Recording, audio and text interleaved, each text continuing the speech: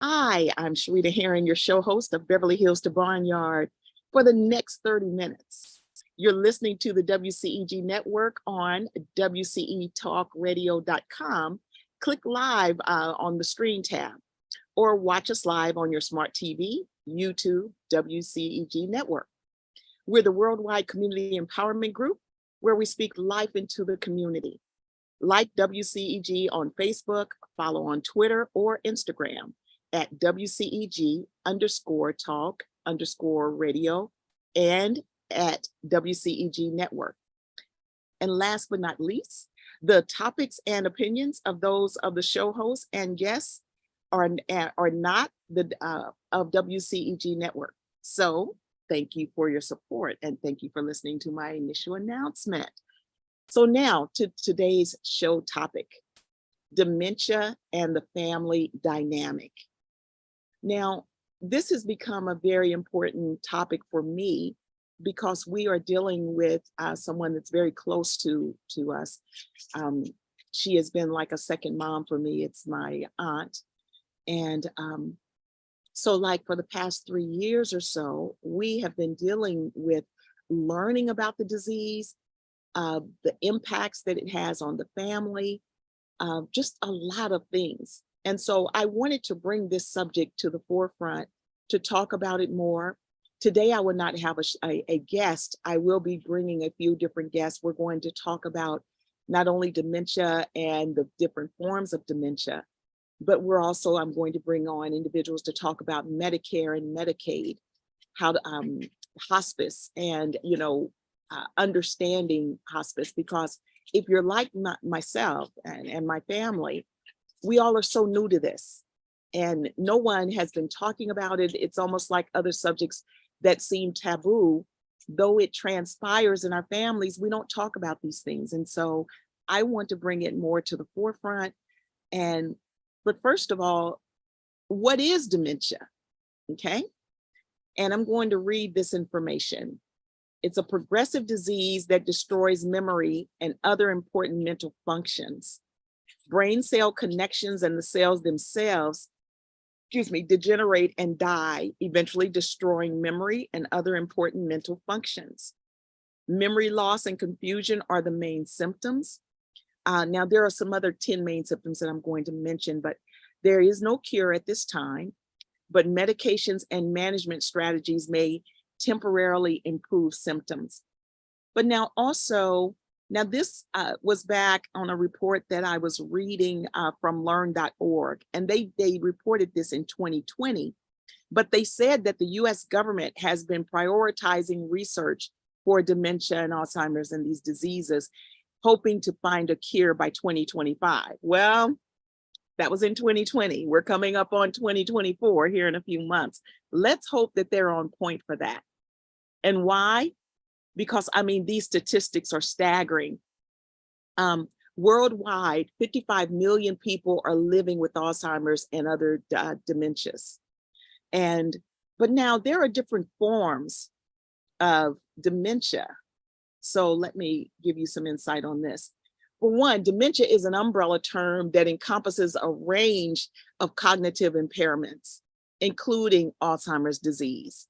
So there are 4 common forms of clinical dementia. There's Alzheimer's disease, there's vascular dementia, there's dementia with, it's called Lewy body, that's LEWY, and then there's frontotemporal dementia, okay? Now, for the 10 most common symptoms that you want to pay attention to with your loved ones or even ourselves. Sometimes I've even said to my boys, I'm glad when they're forgetting things because I have to second guess myself. Like losing my glasses all the time and they're right on my head, or looking for my cell phone and you guys, it's crazy. One time I was looking for my cell phone and the doggone thing was right here in my pocket. Just the craziest things. But anyway, here are 10 common symptoms that someone should be aware of. Memory loss that disrupts daily life, challenges in planning or problem solving, difficulty completing familiar tasks, confusion about time or place, trouble understanding visual images and spatial relationships, New problems with words in speaking or writing, misplacing things and losing the ability to retrace steps, decreased or poor judgment, withdrawal from work or social activities, and then 10 of the 10 top common, changes in mood and personality. So these are things that you want to watch for, especially with your loved ones. I mean, sometimes we may second guess ourselves on what's going on with our loved ones. But again, it's important to start watching for these different things. Now, for those 4 common stages that fall under the umbrella of dementia, the number 1 is Alzheimer's disease. And it says, according to the Alzheimer's Association, more than 5 million Americans are living with the disease. An individual is diagnosed every 67 seconds. You guys, that's crazy. Yes, they need to find a cure. Every 67 seconds, someone is diagnosed with Alzheimer's. The disease is, there are 6 leading causes. Alzheimer's disease is the country's 6th leading cause of death. While the precise cause of Alzheimer's disease are unknown, research indicates that it stems from a mix of the following: hereditary factors, lifestyle factors, and environmental factors. Okay. The second one under the umbrella of dementia is vascular dementia, also referred to as post-stroke dementia, and multi-interfact dementia. But vascular dementia claims the 2nd spot on the list of the most common types of dementia.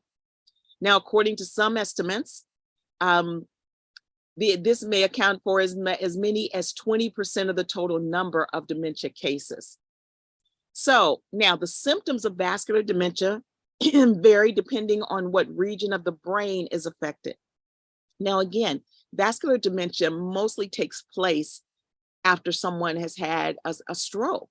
Now, that doesn't mean that everyone that has a stroke that will happen, but this is what causes it to come on immediately, the way it affects some people. And this is what we experienced with my aunt.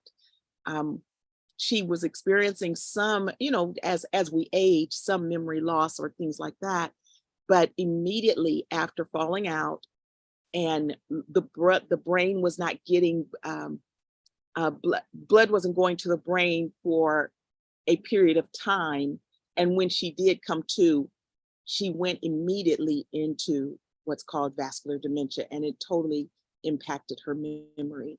So the symptoms of vascular dementia vary, like I said, but the symptoms may include the following: short-term memory problems, getting lost in familiar areas, inappropriate laughter or crying, difficulty with concentration, memory management problems, trouble following instructions, lack of bowel or bladder control, and hallucinations. Now, vascular dementia shares risk factors for stroke, including smoking, diabetes, high cholesterol, and high blood pressure. Now, the aunt that I'm speaking of has diabetes, and her sugar levels had dropped to like 42, which is extremely low, and she passed out. Being rushed to the hospital during that time frame, her brain wasn't getting enough blood to it, and that's what sent her into the vascular dementia. Now, third on the list is the Lewy body dementia, LBD, and it affects an estimated 1.4 million people in the US. It's the third, like I said, the third most common form of dementia. And symptoms are sleep problems, memory loss, hallucinations, variations of alertness. Okay. And then fourth on the list under the umbrella of dementia is, now I'll have trouble, frontotemporal degeneration.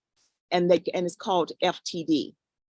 And with this one, it affects between 50,000 and 60,000 Americans, according to the Association for FTD. And it differs from the types of dementia in two significant ways. While it affects a person's behavior, personality, language, and ability to function, memory is usually unaffected. Okay? Memory is usually unaffected. It is also thought of as a young person's disease as the average diagnosis age is 60. So symptoms include decreased inhibition, loss of motivation, reduced empathy, compulsive behaviors, anxiety, and depression. Okay? But again, it doesn't affect the memory loss as much, but you have these symptoms may occur. Okay? So now, the reason why I wanted to talk about the family dynamic in this disease, so often, especially when our loved ones get to where they can't remember who we are, and we're feeling so bad for them, but understand, and I've been reading a lot about this disease, understand that a lot of the feelings and the way that we deal with the disease is selfish. I mean, meaning we're offended that they don't remember us. We're wondering, we may take it personal or whatever, but we look the disease worse for that person because they don't remember us. Stop it. It's not about you. It is not about you. Now, yes, we do have to give up a lot, and we have to start dealing with our loved ones differently. But oftentimes, if we see them, they're still as happy or maybe looking and loving things that they didn't even love before.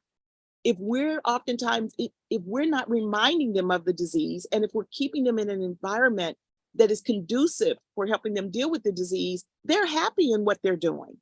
Because as time goes on, they're not even remembering the things that they used to do. But we're taking it harder as those family members and taking it personal because they don't remember us. And one of the things the closest thing that I knew about dementia or Alzheimer's was the movie Notebook, which is one of my most favorite movies. And him sitting and reading this story to this lady every day and reading it over and over again. But it's the story of their life and the love that they had for each other and the things that they shared. And then how he treasured the moments when she did remember him, but then how it hurt him so deeply if they were dancing and all of a sudden she looks up at him and she's screaming because she doesn't remember who he is. We take it personal. But if we learn to get past that and just understand that it is the stage of the disease and embrace what we did have with that individual, with that aunt, that uncle, that husband, wife, treasure what we did have with them, then we can also deal with the disease a whole lot better, and it becomes more manageable in our lives too. So also, for anyone that may be listening, if you would like to place any comments in the comment section, my wonderful team, Vivian, who is my engineer, is right there. If she can address any comments or questions, if you would like to place something in the comment section. So let me get back over to my screen. And so again, now, one of the things that will affect an individual the most, let me find this on my notes. Let's see.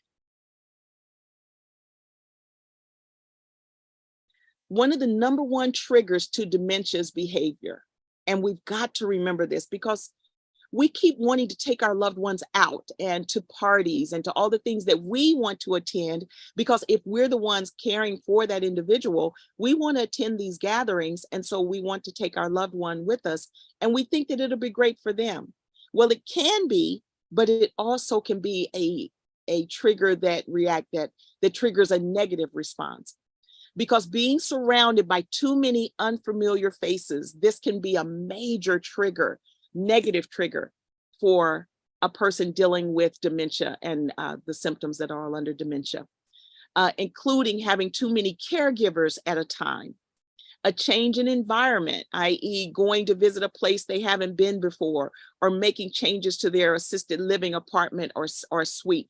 Try and keep things familiar. Try and keep what they have grown to love what they do find a comfort in, keep that around them, and don't change their places around a lot.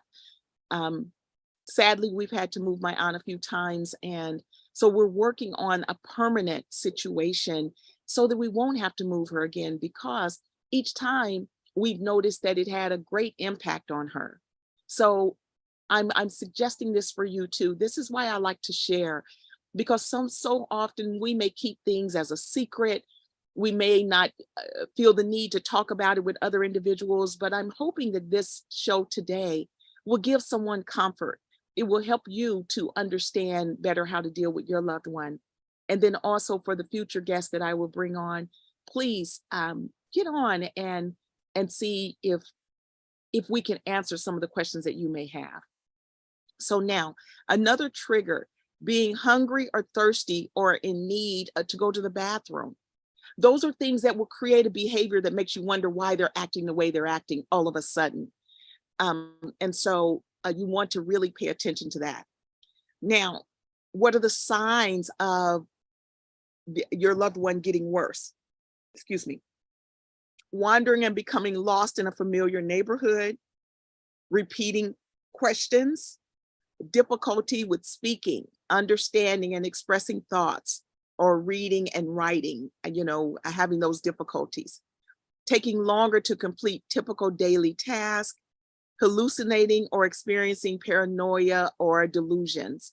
Now, I have been talking to individuals more that are dealing with caring for a loved one, and they're experiencing a lot of these, or you may be accused of things, that you may be accused of moving something because they know that they sat it right there, and they may be adamant about it and getting angry about it. Please just try and breathe and be patient. Don't make it worse by telling them that they are, that meet them from right where they are. Instead of arguing back and forth, say, you know what, maybe, we moved it, let's look for it. Or, you can just kind of diffuse the situation instead of making it worse by combating with them, because combating someone when they are where they are right there in that disease is not going to work, and it's just going to make you more frustrated. Okay. And make them more frustrated. So another thing is that it is just unbelievable how many people are actually serving as the caregivers. For instance, the majority, 80% of people with Alzheimer's disease and the related dementias are receiving care in their homes, 80%. Each year, more than 16 million Americans provide more than 17 billion hours of unpaid care for family and friends that are dealing with any different forms of dementia. That's a lot of hours. So this is why I wanted to have this show today, because that's a lot of hours that is changing, literally changing the family dynamic. And how are you dealing with it? What are the pros of, as far as family coming together and showing that individual love? But with this disease, there's a whole lot of cons. There's a whole lot of changes. There's a whole lot of things that you're dealing with that you didn't have to deal with before or even want to. And how can that get better for you? And so let's see, let me go and find some other data that I wanted to make sure that I mention. Now, when we first started dealing with my aunt and this form of dementia, whatever the personality trait is, when it will come out even stronger. Like my aunt has always been a businesswoman and managing money, and a mover and shaker in her own right, professionally within the city. And so that personality still shows up. Like, even she is the social butterfly of where she lives now. She's that social butterfly. It still comes out. But whatever other strong traits that a person may have will also be reflected. Like, running her own business, she was the boss. So she's still the boss. But what we have to realize is that with the disease, in many ways, she's an 82-year-old 5-year-old. And you have to approach it in that way. You have to understand that this person, whatever they're saying, that strong personality is that. But the assistance that they're going to need, and that's what I mean when it's a 5-year-old, like maybe, with the way that they're dressing, or reminding her or your loved one that it's time to eat and no, you can't eat that, or wherever that person is in their stage, please understand and work with them from right where they are. Because it becomes back, what happens with this disease is a lot of childlike behavior. And along with the memory loss, the things that you have to remind them of and the way that you deal with them and the tenderness that you must have, the patience that you must show is what you would show a child when you're teaching. And that's not always easy when that person is also bossy and demanding of that they're right in something in a way that normally a child may not do. And so please, I know that it's a hard road to follow. I know that it creates situations that you would not have thought about before. But what helps me is, because I research a lot in the work that I do for grants and the nonprofit arena and all of that, I was working with an organization that was dealing with dementia and Alzheimer's. And so we were researching, and I ran across this article that was talking, it was a journalist talking about dealing with her mother and dementia. And when she would walk into the facility, I mean, she had to mentally prepare herself, as she was saying, when she would walk into the facility, how she would feel and what kind of mood was her mother going to be in? Was she going to remember her? That was the main thing. Is my mom going to remember me? And we want that. We do. But again, we have to get out of our own way. And she said when she walked in the facility on this particular day, now normally her mom was very reserved, didn't laugh a lot. And she said that when she walked into the facility, her mom had her head through back and she was just busted up laughing and, and kind of slapping the lady on the arm of who she was talking to. And she just froze. She said she froze, not her mom, but the journalist. She said she froze right then watching her mother, this woman that she truly didn't know anymore, because she's seeing personalities or something coming out in this woman with the disease and the laughter that she had never noticed before. And that's the other thing. Yes, they will have a lot of the personality traits that they have, but you may notice some things that they didn't have before. And that's what she noticed in her mom.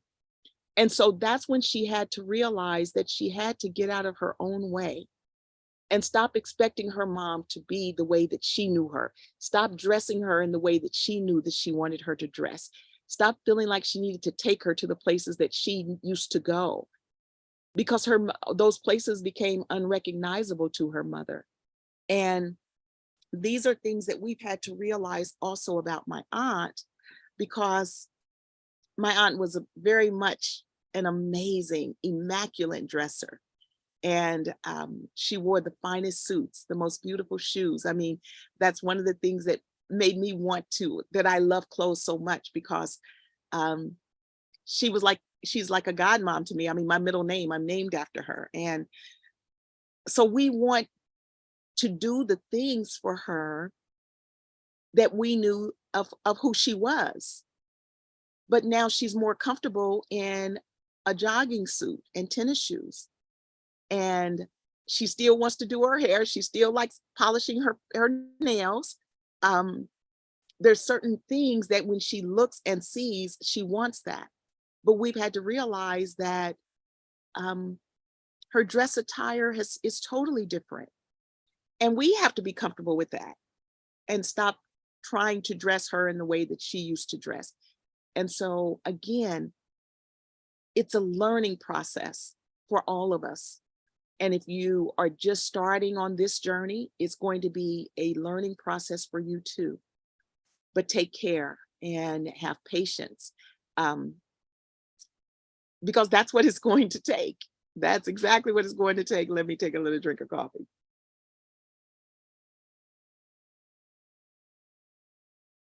So if you are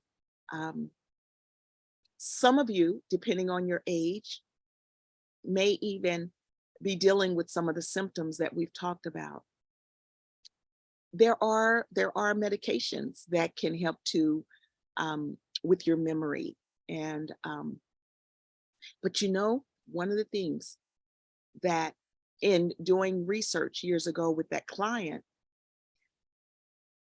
you've got to drink water. If you look at studies, one of the long-term effects that is impacting individuals that are dealing with dementia and Alzheimer's, one of the things that they saw was common was long-term dehydration. Long-term dehydration. So stop replacing water with coffee or juice or tea. It is so important to drink water. Now, if some of you are listening, I bet you grab some water right now, or you're going to make sure that you grab some water right after this show, because I can tell you, sometimes after getting off of the phone with my aunt and having our conversations, we still would talk and laugh, and then she'll ask me again, now, who are you? And she and my mom were extremely close. And, sometimes when she's remembering, she'll say, girl, you aren't like Leola. But then, and that's another thing that let me know that some things were getting a little worse, because I mentioned my mom and I mentioned Leola and she didn't remember her. But then there's other days that she does. And so the thing is that we have to, again, like anything else in life, there's ways to adjust. But like I was saying, drink your water, make sure that you're doing that, because water is so vital for our bodies anyway. I mean, what do they say? Our bodies are 80% water or something like that. So if you're not replenishing your body with what is vital, which is water, it's going to have an impact on you in a whole lot of ways. So you can't go wrong by drinking water. Okay. And so again, the show today is about dementia and the family dynamic. And I will be having special guests coming on, like Dr. Sherita Wright is going to come on and talk about, she does counseling for this kind of disease. And she also is dealing with it with her mom. I think her mom is 94. I'm going to be bringing on George Williams, who is a specialist in dealing with Medicare and Medicaid. And I'm going to be talking to a dear friend that has a caregivers organization that will, because it's so important for caregivers to also have support. And so again, sometimes we have to talk about these things that just aren't so pleasant. But if we don't talk about them, it's harder on our lives. It's harder on us as individuals if we do not address what is really going on in our lives. And so, and that's why I'm so glad to be here in the barnyard with all my farm animals and all that. And that's why I try and encourage everyone to make sure you're doing what you love in life, because there are so many unpleasantries that happen that unless we are finding our joy in so many other ways, our journeys are not as good as they could be. So again, this is Sherita Herring, and my show is Beverly Hills to Barnyard. There's a lot of things that are coming up. We're going to have a part 2 and part 3 for this show. And then also, if you would like to receive additional information about just different things that I send out from my organization, grant information and all that good stuff, go to my website at philanthropyalliance.org. Philanthropyalliance.org. Philanthropy is spelled PHILANTHROPY.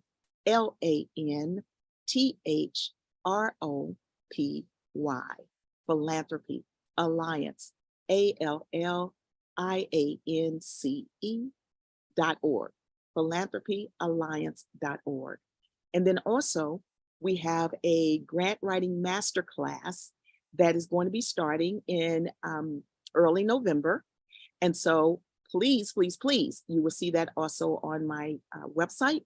And if you'd like more information, even about today's show, feel free to call me at 501-499-6171.